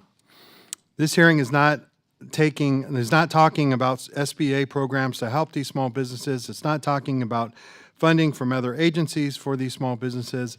It's not diving into federal contracting to support these businesses. I urge my colleagues to engage with us in meaningful discussions on how to better support small business, not just rubber stamp an agenda. So, Ms. Story, could you kind of go into detail a little bit more about SBIR, how it helped you get started, and really the importance of programs like this to encourage investment in other businesses like yours that could help, like you said, recycle these minerals instead of them just going to waste after they've been used? Absolutely. I founded Rivalia using a blend of government funding, SBIR funding, and private venture capital. I think, to prove that you should be a company in the market, you need to have that kind of buy-on from, a private group. But, programs like the SBIR help front load some of the high capital costs that come with hard tech startups. I mean, we are all in mining. This requires equipment, this requires labs, this requires resources. The SBIR program has been incredibly helpful to me. There's also some programs offered alongside the SBIR program, including a business boot camp where they help you do customer discovery, engage with your customers and the partners. We are dealing with very complex supply chains here, and learning how to have those conversations was something I learned through the NSF SBIR program. The Chain Reactions Innovations program that I'm a part of at Argonne National Lab, the LEAP program, is also, I think, incredibly useful as a tool to help small businesses access resources that they otherwise wouldn't have access to. Thank you very much for that. And again, I think the importance of research and funding these grants in order to help small businesses like yours get started is of vital importance, and something that we should be discussing today more than about how regulation is getting in the way. Mr. Mushinsky, hopefully I said that right. I hear your company is exploring training and education programs with universities in conjunction with the Bear Lodge project. Can you speak to the importance of a strong STEM workforce in career and technical education programs for projects like that? Thank you for the question. We do. We currently have 3 interns from the University of Wyoming and South Dakota. The School of Mines, which is dedicated to minerals and mining. And our process and our facility is in a very small town of Upton, Wyoming, 800 and something people. We're relatively close to other population centers, but the ability to recruit STEM employees is difficult in that area, and that's a very important issue for us. Where do we locate our final plant because of those issues? We fortunately live in a very pro-mining state, which is Wyoming, and the governor and the University of Wyoming and all the members within that legislation are very supportive of us. It's junior colleges, it's technical trades. A mining and processing facility is not just STEM. You need all the blue collar work as well, and that is a very important concern. No, thank you for that answer. Look, I'm a big believer in education and training and everything that we need to put into it. Like you said, this isn't a field that most people probably grow up thinking they're going to get into, but it's vital importance to make sure that we invest in the technology and the training for that. So with that, I yield back, Mr. Chairman. Gentleman yields back. I now recognize Mr. Petronis from the great state of Florida for 5 minutes. Thank you, Mr. Chairman, and thank y'all for participating in speed dating. It's kind of back and forth, and the input that we're getting is really helpful. For the last 8 years, I regulated mining and blasting in the state of Florida, and I've learned of the proponents and the opponents, and specifically understanding, at least in the case of the state of Florida, whenever we have what seems to be good policy or good proposed legislation, how it dramatically could potentially change your cost of business or where your customers may do their business. I look at what you are providing. You're providing quality jobs in a heavily regulated environment with a sensitivity to supply chain needs and also what you need to do to balance the environment. And I don't envy what you do, but I'm glad you're able to find a margin to make you want to continue pursuing it. I've always been a big proponent for predictability in the timelines when it comes to permitting. I don't want to belabor this because I know it was kind of touched on a little bit by you, Mr. Kaye, but I am going to ask you to elaborate more on it and maybe even a little bit of a comparison of the timeline of how China has the ability to bring goods to market versus the United States, and how much of a difference there is in that timeline, because does this create an advantage for China? I have a couple of comments that I think would be relevant. One of which is that to the the congressman over there who said, how do you attract young people? Okay, the answer is technology. Technology makes it a lot more glamorous than a pick and a shovel. We're using artificial intelligence, predictive analytics for fast-tracking exploration. It brings a whole other kind of person to the table. Secondly, today we made an announcement that retired four-star General Stephen Townsend has become a senior advisor to us. He testified in front of the Senate some years ago about the need for critical minerals. He told us that in Africa, when he was running AFRICOM, he wanted to find out how many mines, rare earth and critical mineral mines, were owned by the United States versus China. He found none owned by the United States, all owned by China, except for one, a Canadian company, which turned out, when he put his intelligence team to it, to be a front for the Chinese. Oh. So somebody asked earlier about Africa. As to your question, fast tracking is everything right now. Okay, speed and time speed is most important.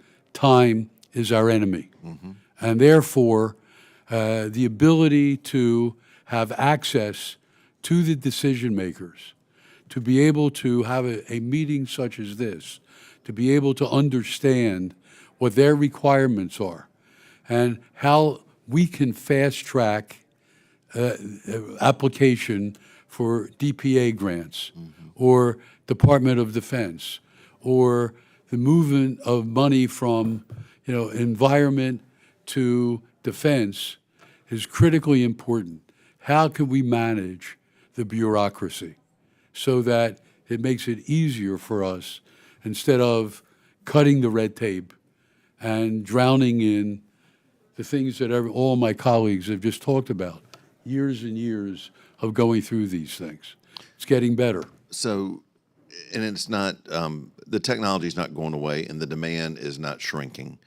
I guess my also concern is just, if you can just expand on a little bit, is the national security concerns we have about being beholden to China on our pipeline. Thank you. The F-35 requires 920 pounds of rare earths. A submarine is 5,000. The new F-47, which is now being proposed, requires large amounts of rare earths. The newest radar that we're working on requires rare earths. The missiles, we expended a tremendous amount of our armaments with Israel, with the Ukraine war, etc. You got to rebuild the stockpiles, and yet you require rare earths. So it's got to be domestic supply, and it's got to happen now. We don't have 5 more years. And so therefore, that's why we are focused so hard on being able to deliver gallium by the end of this year, because it's required in 3,800 different defense systems that our government requires. Gentleman's time is up. Thank you, Mr. Chairman. Thank you. Next, I want to recognize Dr. Morrison from the great state of Minnesota for 5 minutes. Thank you, Chairman Williams and Ranking Member Velasquez, for holding this hearing, and I want to thank our witnesses for being here and taking the time to testify and share your expertise about the critical mineral industry. This is a topic we'll return to again and again as demand for critical minerals continues to grow during the coming decades. The International Energy Agency projects that growing investments in clean energy will double global demand for minerals by 2040. Growing demand for electric vehicles could increase the need for minerals such as lithium and graphite by as much as 4,000% over the next few decades. And by the way, I am thrilled by the enthusiasm for mining critical minerals I've heard here. So I assume that everyone on this committee will be voting against clawing back the IRA and clean energy tax credits. One of the mines that my colleague from Minnesota, Mr. Stauber, referenced is on public lands in the watershed of the Boundary Waters Canoe Area Wilderness, the most visited wilderness in the United States and a major economic engine in northeastern Minnesota. One point I want to make regarding proposed hard rock mines in Minnesota is that this kind of mining has never been done in Minnesota before. We have a proud tradition of iron ore taconite mining. It's a very different kind of mining that carries very different risks than copper, nickel, and other hard rock mining. And the proposed mines, respectfully to my other colleague from Minnesota, are not Minnesota grown. They are owned by Glencore, Rio Tinto, and Antofagasta. These are not small businesses, these are not homegrown, and they are not American companies. They are international mining conglomerates with some of the worst labor and environmental records in the world. I would like to point out a study that found that the proposed mine in the watershed of Minnesota's Boundary Waters Canoe Area Wilderness would cause a net economic loss in the long term, due in part to the job and revenue losses for the thriving outdoor recreation industry that area depends on. So, Mr. Chairman, I request unanimous consent to insert the study into the record. Thank you, Mr. Chairman. Dr. Stoy, can you comment on some of the trade-offs of unrestricted, minimally regulated mining in terms of environmental impacts? Are there any negatives, or is it just all upside? Thanks for the question. Wouldn't that be wonderful if there were only upsides? You know, as we discussed securing a domestic supply chain for rare earths, you know, we have to talk about these trade-offs. There are benefits. You know, we can increase our domestic supply long term. We can reduce our dependence on foreign sources. We can support national security. We might bring jobs and investment to rural areas that didn't have access to that before. But of course, there are significant costs. You know, there's the timeline. We have to consider what is going to happen environmentally here.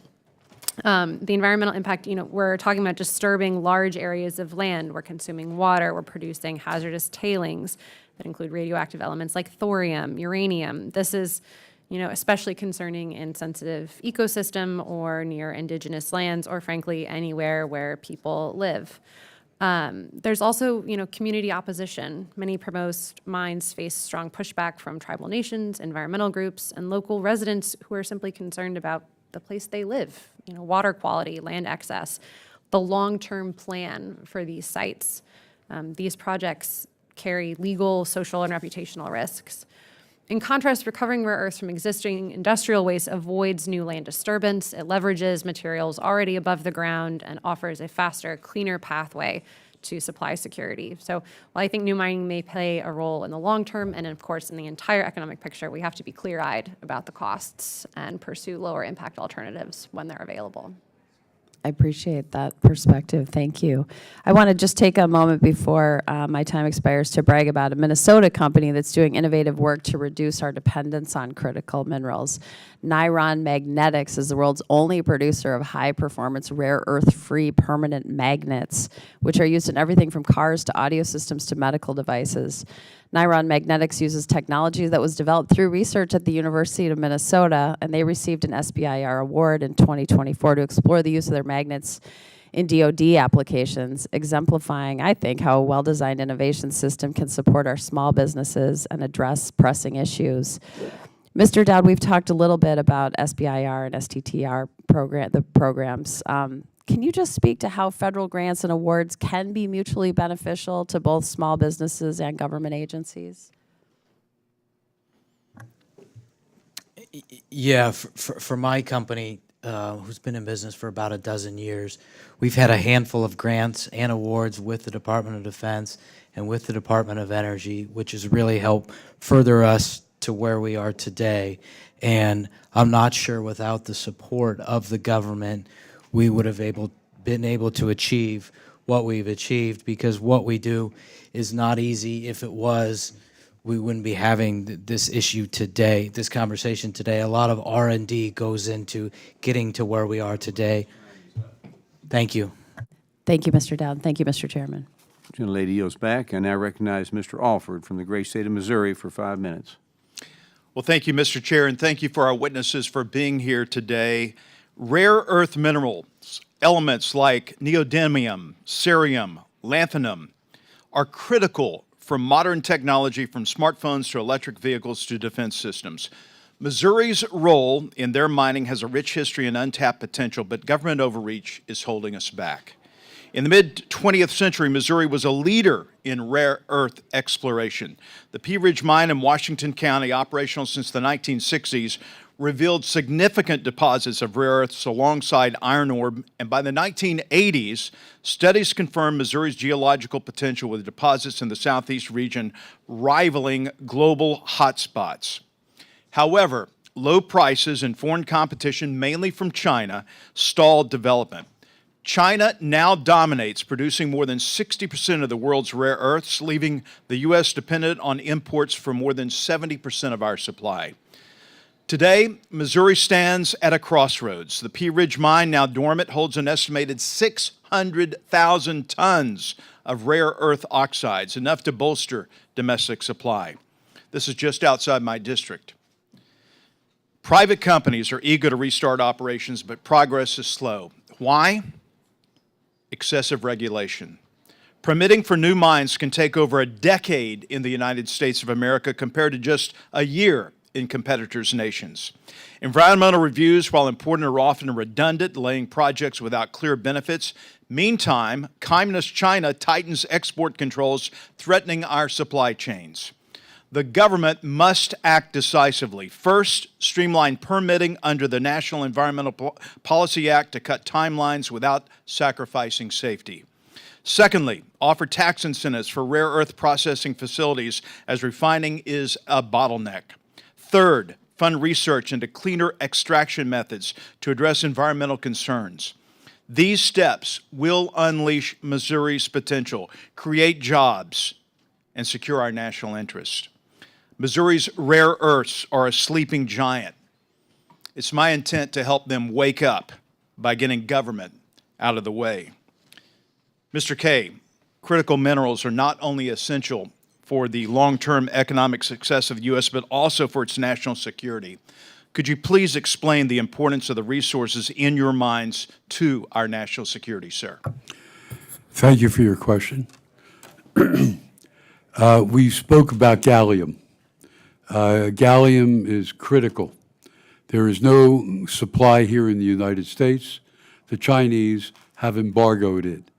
Our gallium is in a very pure mineralized form found in the carbonatites themselves, which means it's relatively easy to bring them out and properly refine them.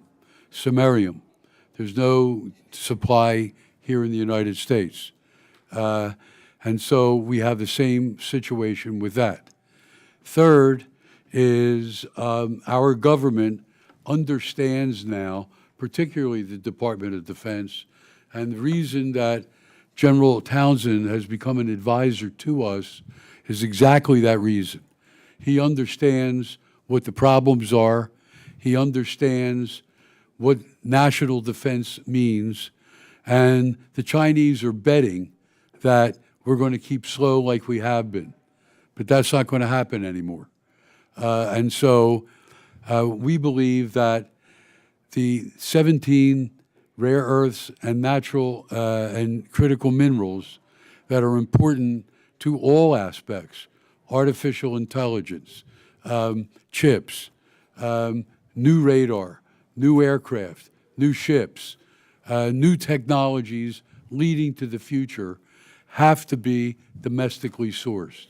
And we and our colleagues are determined to make that happen.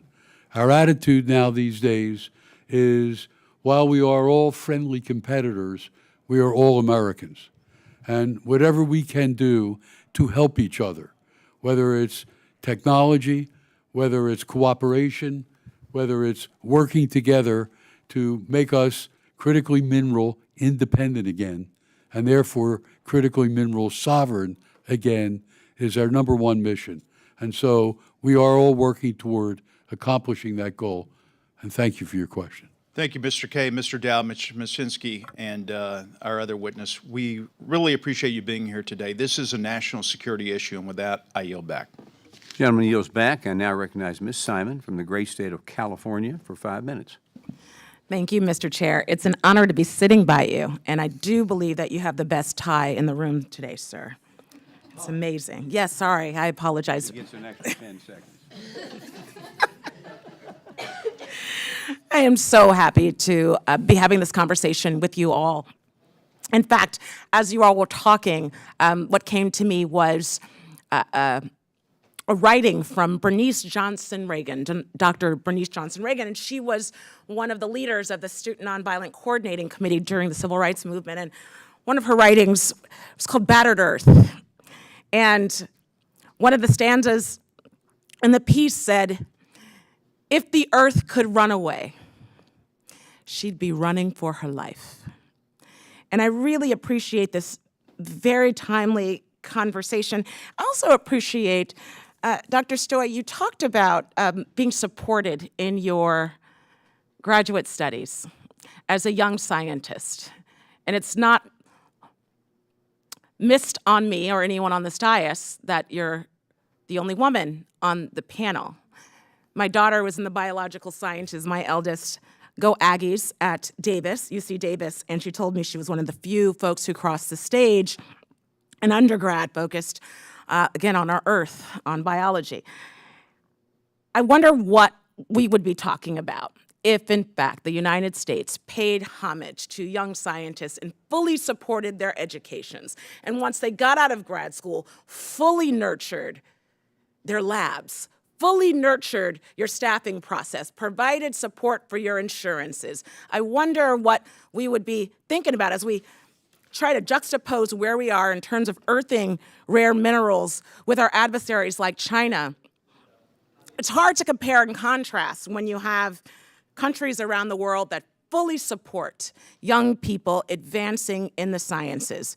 But like Bernice Johnson Reagan says, our adversaries don't care about the earth. And if she could run away, she absolutely would. You know, just a few months ago, I was able to visit an amazing small business in West Oakland, where I'm from, a small company that's developed a fascinating technology to extract lithium directly from brine using significantly less land and water than conventional evaporation methods. And in talking to the founders, young, brilliant, scrappy, they don't wear suits, they wear Converse, they're amazing and super smart, and they have PhDs in their positions. I was crazy smart, amazing folks, right, again, in a low-income community in the Bay Area, doing everything that they could to create a sustainable model moving forward. They talked to me about how difficult it was, not just in the last administration, but also in this administration, to acquire resources. In fact, they're waiting on money right now to keep their staffing levels up. We're talking not just about rare minerals, we're talking about a finite earth. And so when you have innovators, like some of you all on this panel, committed to sustainable practices, committed to new opportunities and innovations that will literally save the lands of our dear country. You can't go in a gazillion times, right? The earth is, in fact, finite. I'm curious, Dr. Stoy, when you talk about, well, you talked about, I would say, in your testimony rather beautifully, how, in fact, it was difficult in this moment, and it has been, and a number of you have also repeated this, to receive the resources that you need and deserve to move forward. Dr. Stoy, can you talk to me about, in the perfect world, how would, whether it's SBA or other government agencies, truly support young innovators like yourself so that instead of sitting at a computer writing 100 pages for $500,000, divided by 3, and those of us who staffed institutions, we know that that's only a couple of staff with a little bit of health insurance, not for their kids maybe, just for them. What would it be like if you could truly be the scientist that you were trained to be? What would you need? So I think I've talked about a lot of visions I've had. You know, in a dream world, I'm running a team of 12 people. We are all in the lab. We have folks dedicated on building out the rest of the supply chain, talking to all the partners, building out the network. You know, this is something that instead of using government funding, I will go out and fundraise later this summer, you know, a couple $1 million to start building out that team. And I'm trading that for equity, and I'm trading that for, you know, that's betting against the money I will need in the future to build a plant. You know, for startups, you know, you can be scrappy, but you can only do so much with so little money. So I appreciate your question, and I think, betting on young innovators is a win for us in this I country. appreciate you, and I appreciate all those who came out today to listen, and those are folks who came to testify. Thank you, Mr. Chair. I yield back. Gentlelady yields back. I'd like to thank our witnesses for their testimony and for appearing before us today. Without objection, members have 5 legislative days to submit additional materials and written questions for the witnesses to the chair, which will be forwarded to the witnesses. I ask the witnesses to please respond promptly. So if there's no further business, without objection, this committee is adjourned.